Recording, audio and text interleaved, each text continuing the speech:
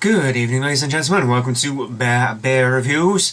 And today we're going to start going through some of the bottles from Hill Farmstead that I picked up. So our first one here we are going to go for is Florence. I almost said Anna, which is the other one. Florence is a Vermont wheat ale. It says on the back, and I'm going to read it to you because I feel pretentious. Florence, 1915 to 1967, was her grandfather's sister.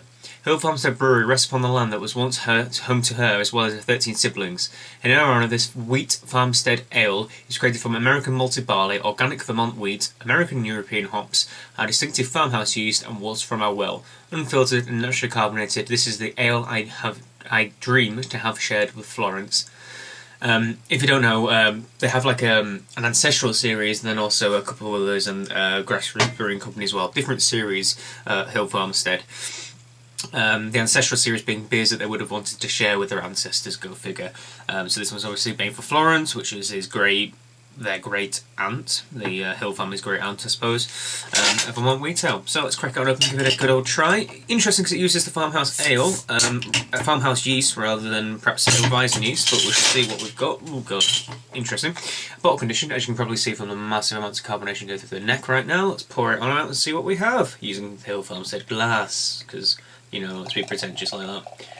And first impressions are, have you ever seen a more straw pale coloured beer ever than that little fellow there?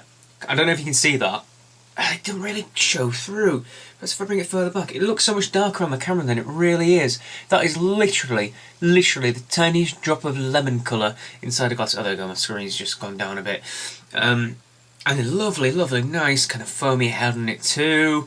Yeah, lace is like an absolute wonderful thing. Tons of carbonation on it. Looks absolutely stonkingly beautiful in the glass. Really, really does. That is so pale. Kind of half what I was expected from a wheat ale, to be honest. It looks. Oh, I wish. In fact, let's do it. Why not do it? Let's see if I can pick this up on the camera.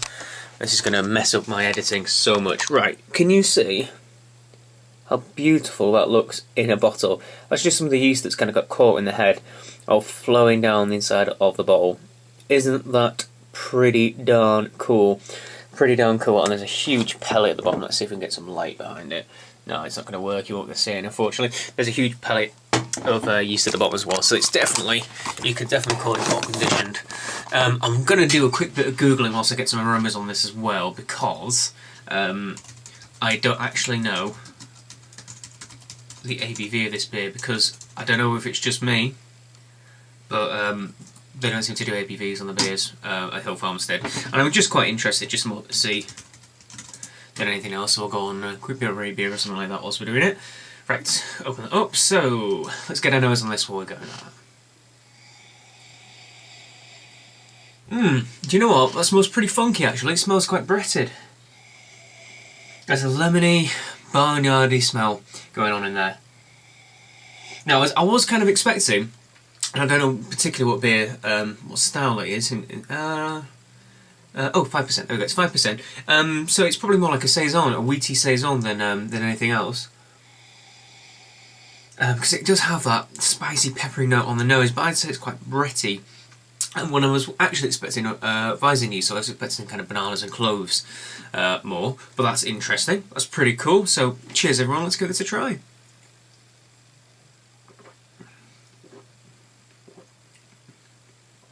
Oh, it's lovely and tart.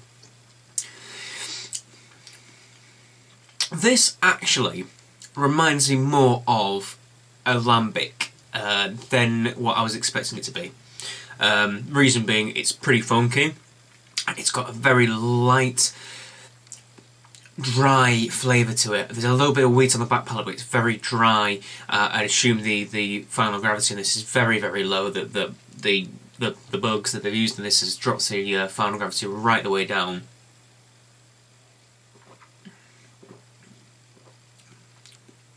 It's nice. It actually just holds back. It is sour, but just at the point where you get a nice saturation, and then I was thinking if it goes any further, okay, a little bit too sour and it'll put quite a lot of people off, but what happens is it stops and you get a wave and an onrush, and I say this when I have sour beers, I always say it, I'm going to say it again, and you get an onrush of like sweetness. The bitterness subsides and you get sweetness across the tongue. And do you know what? I wasn't expecting this at all. When it said a Vermont wheat ale, and I thought, I'll go for this one first because I was expecting a Hefeweizen style beer, and I'm completely wrong. Completely wrong, because what I've got is actually what I probably would have liked to have saved and probably aged for quite well, because I think this would be an amazing beer to age and mellow. And perhaps what Hill Farmstead have done is created something that I would call very close to alambic.